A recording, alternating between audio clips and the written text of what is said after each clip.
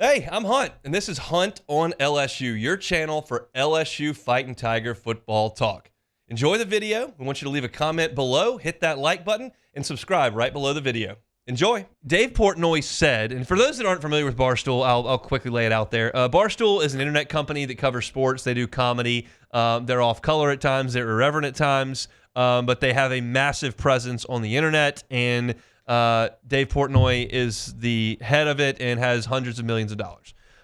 So it's he was on their Pick'em show. This was probably a month and a half ago when Michigan couldn't complete a pass.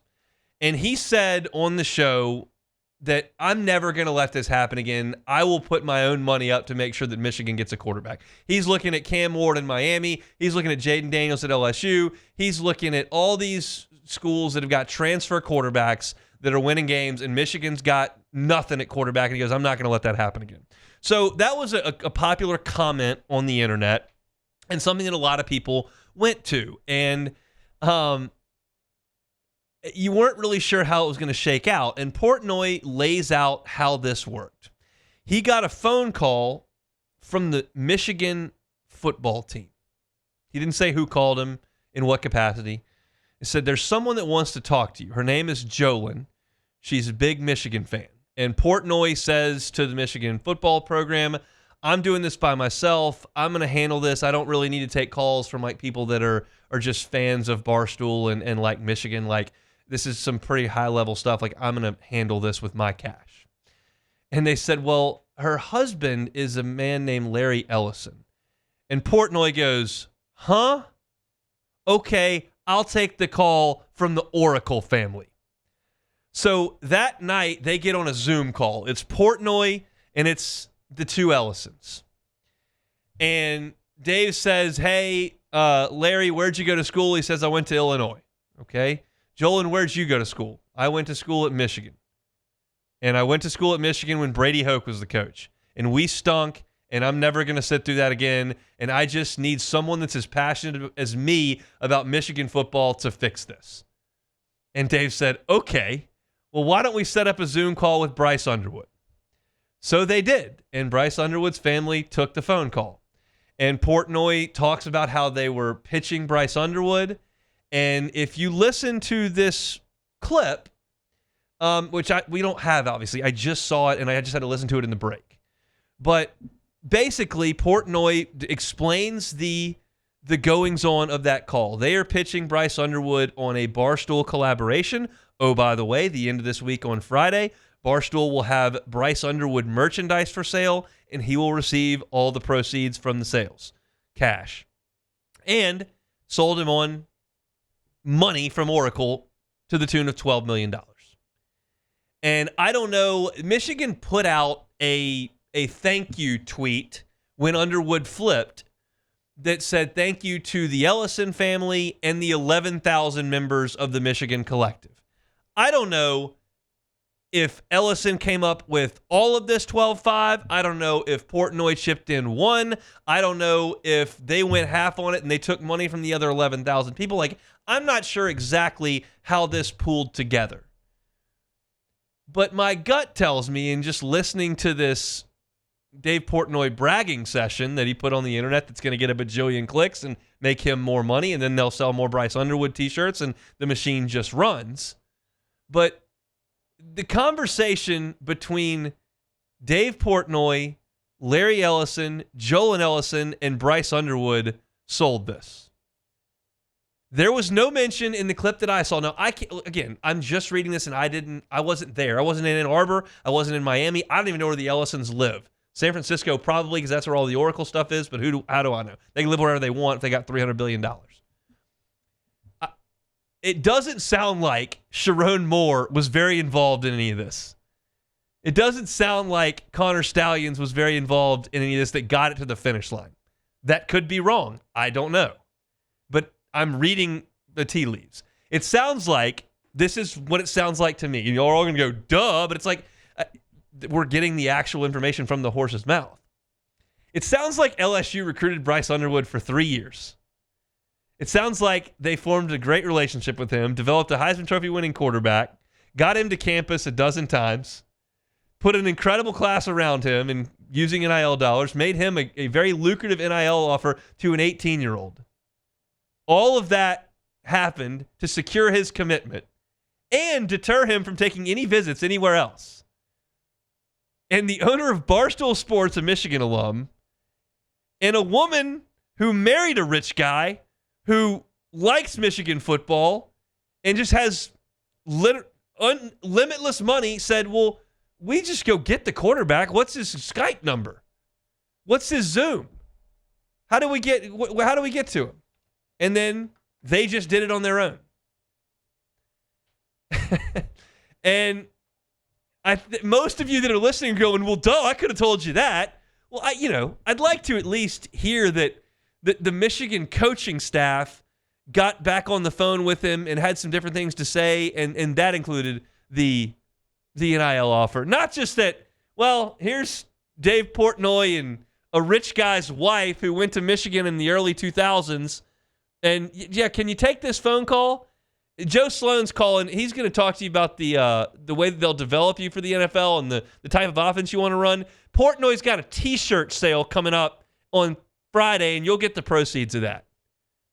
And Oracle stock's pretty good. We'll make it work for you. And that right there, to me, is all of my worst fears. Because, and this is a little bit of a rehash, but this is a development in the story. What have I always said to y'all? Always, always, always.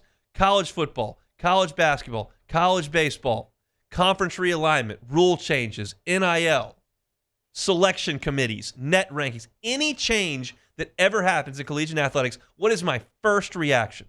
Well, how does that affect LSU trying to win a championship? That may not be the right way to go about it. You may be supposed to think about what's fair to this person and what's best for the sport and its growth, and all that's probably the right thing to look at. It's never going to be what I look at. I just look at LSU. That's all I care about. Period. And when this became real, my fear, and I think I said this on the radio, was that instead of the under-the-table cash that inevitably was flying around, that it stands to reason would have to be a little bit less significant so as not to be so obvious. In an era where that no longer is the play, and you can say, hey, he signed my napkin, I can give him $8 million. I never felt like that was going to be super advantageous to LSU. And that is the actual realization of that fear. That LSU staff did everything right, and people that are just rich won the day with no ability. It's the poker analogy that I used. I don't know who the World Series of Poker champion is. I have no idea who it is right now. But I personally, Hunt Palmer, do not know if a flush beats a full house or vice versa. I have no idea. It's a full house. But if you give me $1 million chips and you give the World Series of Poker winner 20,000 in chips, I will beat his brains in. Because I will put him all in on every single hand, and I will win. Eventually, I will win a hand. And if he who has the gold eventually is going to make the rules. And when you're what I just assumed when I read this piece that the Oracle guy went to Michigan. He went to a conference rival of Michigan. His wife went to Michigan, and she wants a quarterback, and he's got so much money. Who cares? So I'll just give this 18-year-old who I've never heard of, who might be good or might not be good, $12 million because my wife's a little bit cranky that Michigan's passing games last in the Big Ten. I realize that there are a lot of y'all listening who think this is so, we all knew that from the start. Why are we even rehashing this? Saying all of this out loud sounds nuts to me. I mean, it just does. It sounds nuts. I'm not suggesting that boosters with funds supporting and bending the rules so their team gets an advantage is new. It's not.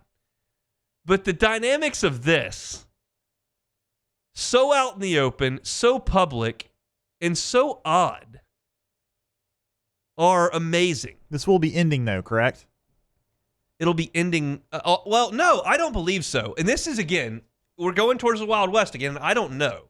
But I think the revenue share is just going to be the baseline. You can revenue share with the next 5-star quarterback, but that doesn't stop the Oracle. I don't even know what his position is at Oracle. Top of the food chain, Oracle, whatever it is, CEO, president, owner, whatever. It doesn't stop them from still giving additional money. Okay. I thought it was going to be. It's not a salary cap. Okay, I thought there was going to be like a cap, but maybe not. I don't know. I don't know if that's legal. I don't. You can't stop people. That's the whole ruling that got this move forward. You can't stop people from earning. The NBA can put a salary cap on its league for competitive balance, but that doesn't mean that LeBron can't go sign with Nike and just make more money. You can't cap earnings. So I just feel like while the collective bargaining is going to be somewhat of an equalizer in the big picture, the Bryce Underwoods of the world, the Chris Seneks of the world we talked about in the first hour that have the ability to make money because he's a top 10 player in the country, those guys are still going to garner additional funds in the open market.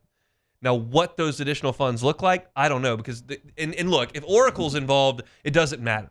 But to a lot of people that are wealthy but don't have $300 billion like this guy, there eventually becomes an amount of millions where, like, I don't really want to do this anymore because there's zero financial gain from this. Like, you're not getting a return on the investment. The only return is winning games. And these folks that have made all this money, they generally invest to get a return financially back on things. Okay, so I'm reading that with the antitrust settlement that the proposed settlement will cap the amount of money that NCAA schools can spend in compensation for the use of student athletes' name, image, and likeness. Correct. So the schools will be capped at the 20. Yeah, and then the business owners can come in and do whatever. The cap will increase on yearly basis, whatever, during the 10-year agreement. So, it's that's a wild story. I sometimes I feel like when I'm talking into this microphone, I feel like I'm hearing the listeners talk back to me, even though I'm very much not. And it feels like there's a lot of people that are listening going, you're just rehashing a story that we already knew from 2 weeks ago. And I don't see it that way. I think that the unearthing of that it was a Barstool, Oracle, non-Michigan coaching staff-led conversation purely based around money. That's just tough if you're an LSU coaching staff member. It just is. The technology company's wife is sick of the short passing game being inefficient in the big house, and she needs a new quarterback. So happy wife, happy life, I guess. I know that we've got 4 houses in Nantucket and Aspen and Breckenridge and Tulum, but we're going to go get Bryce Underwood too. Sick. Hey, thanks for watching Hunt on LSU. Before you get out of here, do us a couple of favors. Hit that like button, leave your comments below, and subscribe to the channel for all your Fighting Tiger football talk. See you next time.